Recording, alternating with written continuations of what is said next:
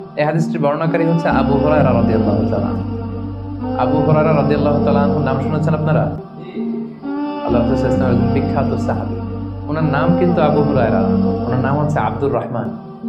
আবু হুরায়রা রাদিয়াল্লাহু তাআলা আনহুর আসল নাম কি? সবাই বলতে হবে, আব্দুর রহমান। তো উনি আবু হুরায়রা হলেন কি করে?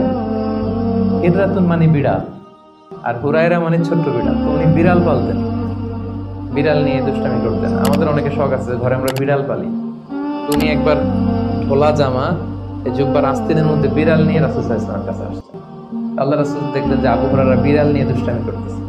তো আল্লাহ রাসূল সাল্লাল্লাহু আলাইহি ওয়াসাল্লাম রসিকতা করে, মজা করে ডাক দিলেন, ইয়া আবা হুরায়রা, এই বিড়ালের বাবা। আসলে নাম কি ছিল? আব্দুর রহমান। টাকা দরকার ছিল ইয়া আব্দুর রহমান। এটা না ডেকে রাসূল সাল্লাল্লাহু আলাইহি ওয়াসাল্লাম মজা করে বললেন, ইয়া আবা হুরায়রা, হে বিড়ালের বাবা।